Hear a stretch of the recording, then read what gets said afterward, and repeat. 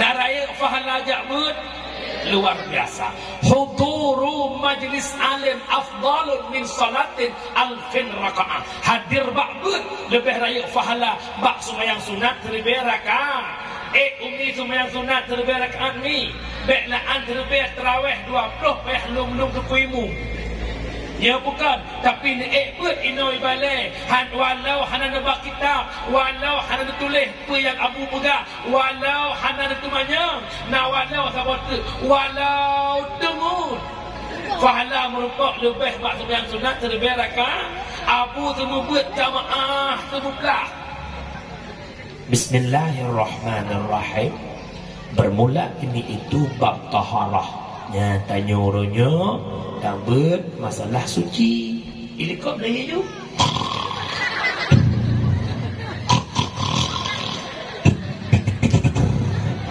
Badan jaga sallallahu wasallam alan ya Allah kawal. Orang tengut ngau orang tublut taban pahala. Abu mudawah kurelu dan semua buat orangnya.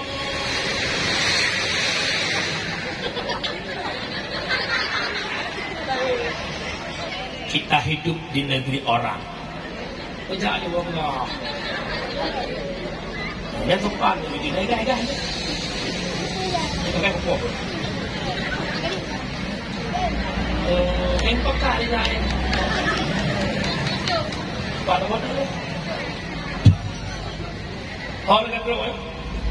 Jangan boleh. Pahala ikut walau tengut tetap di pahala lebih bak sembahyang sunat 1000 rakaat. Yang kedua pahala ikut lagi tak kunjung 1000 dro jenazah. Yang ketiga pahala ikut lagi tak kunjung 1000 dro orang sakit. Umi kunjung lam siura 1000 dro orang sakit.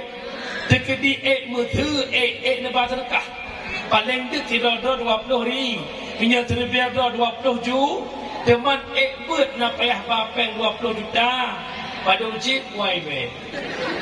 YB cibe kalau hana apa tungku kamu aku ikhlas sama dia. Alhamdulillah tungku si ikhlas itu sebab kamu tungku hana apa jauh daripada yang berubah. Dia menjak-jak semua guru mesti gelong buat dakwah ni kan bunyi kelompok dia kulah ni pasal orang. Ikhlas kamu mak dia jauh bohong. Kampan. Kelian. Kakak lah. Agar pertama takwa kedai itu sedekah jariah, kedua ilmu manfaat dengan nak jabut akai god. Bek tak pegah ngau dengan kampung ngan lakar temangat tamu hudip punya akai.